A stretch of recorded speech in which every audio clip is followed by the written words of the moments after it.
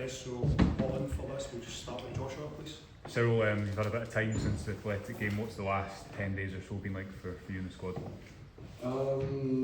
First days were hard because we were not blown away, so you feel like there was a chance to go through to qualify for the semi-final, so it hurts.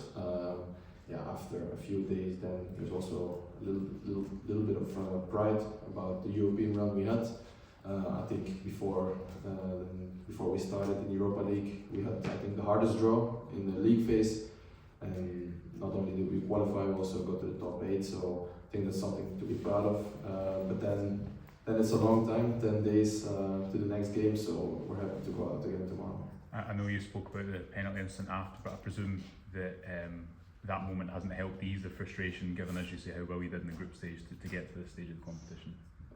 No, exactly. But as you know, in these quarterfinals, semi-finals, it's so tight, and you need those moments to fall for you. If you see how the penalty was that we got against us at home, and we don't get that one there, then it feels a little bit sour. But at the end, I think they were an excellent team, a very solid team. They were a little bit better than us, a little bit stronger. So then you have to also take pride in it that you got to the quarterfinal, you got knocked out by the tournament favourites. Sir, we often hear in domestic matches that if you have an incident that goes against you, the manager or somebody from the club can speak to the refereeing department and they can give you an explanation. Does that happen in Europe games? Can you speak with the officials after the match and get an explanation for why you didn't get the penalty? No, not really. I was in doping control as well, so I wasn't in the dressing room. But it's also a part of football. Once the moment, even on the pitch, is past you, you cannot think too much about it. You have to go through. And obviously, I think it was a key moment in the game. But I didn't think too much about it in the days after. Obviously, the news this week: new sporting director, potential takeover has been. That news has been confirmed. There's going to be a lot of change this summer, you'd imagine, at the club. In terms of these 5 games left, the players that are here that want to be involved next season, how big are these 5 games to send that message to whoever's going to be in charge of the team next year that you guys can still play a part? Yeah, I think these 5 games are big for us. I don't think at Rangers that we can just pick out our games. You need to be there from the first game in July often until the last game in May.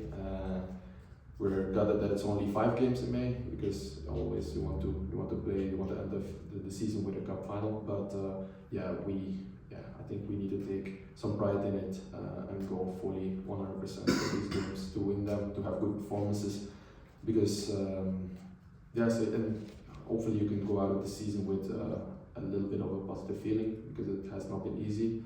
But I think that's going to be important. You cannot let it fizzle down. Cyril, with this new sporting director coming, he'll obviously have a big job reshaping the squad, ins and outs. How keen are you to be here playing football at Ibrox next season? Oh no, I'm very keen. For me, I came here 2 summers ago with the ambition to fight for trophies, to win trophies. Now I'm sitting here.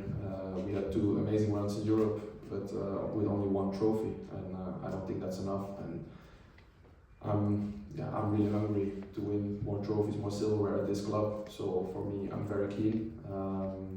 But obviously, like I said, there's going to be a lot happening. But I'm looking forward to that as well. Can you put your finger on why the European runs have been so impressive, but not so much domestically?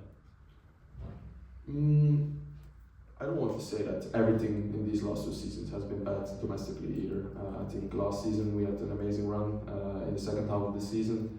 We were fighting until I think 2 games before the end for the league title. We got really close at certain moments. We went to 3 cup finals in a row, so not everything was bad, but obviously you want more.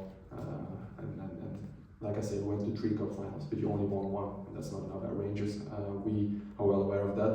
So you always want more, and that's something that I work hard for every day in here in this building, but a lot of people are doing that as well. Do you think that this potential takeover could help that and help raise Rangers to that next level to become challengers again?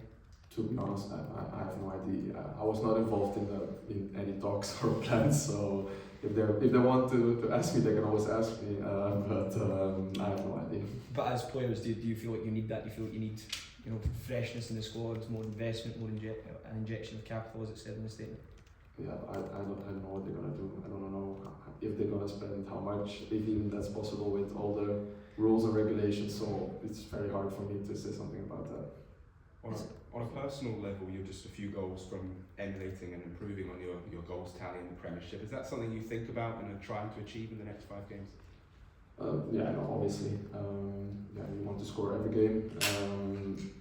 And like I say, I think I'm at 23 now for the season. It would be very nice to cap off 25. But most importantly, I just want to win these games. Have a good feeling with the team. We've been through a lot this season, so it would be nice to end off on a positive note. How much at the end of the season getting a chance to switch off from Rangers? Because I imagine mentally it must be quite a taxing existence working with Rangers with so much spotlight, so much pressure on you all the time. Is that something that you guys, when you get to this end of the season, especially now when there's not much to play for, that you do need that period just to switch off from life here?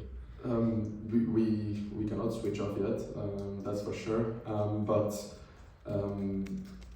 I think the summer period is a good time to switch off, take some distance from what's happening here, and regain some mental fitness, but also let your body rest, because I have some friends who play in Belgium and their season is 28 games or 30 games, and we play more than 60 here, so that's like a double season. So there will be a time and a moment for that, but I'm not thinking about that yet. I don't think the other guys in the dressing room or the staff is thinking about that yet. We have a mission and a clear goal for these 5 games, and that's clear. Are there periods when you feel mentally tired, just because it must be taxing? Constantly.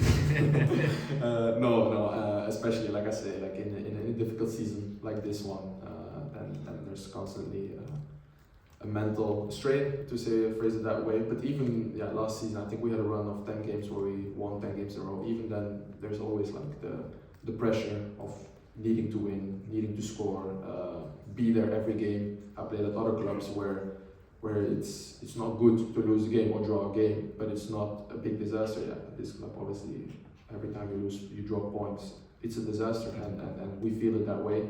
But obviously that's not easy to live with. But that's being part of a big club, and if you want to go to the next level, it will be the same. So I think that's a very good. I like it that way. Let me phrase it that way. Last one. St Mirren tomorrow, they've beaten you twice already this season. You won't like them to strike a third time? I don't like that stat.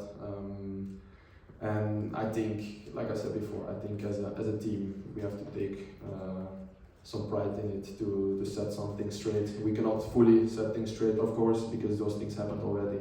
But I think tomorrow we will need to show something to set those things straight. Okay guys, thank you very much everyone.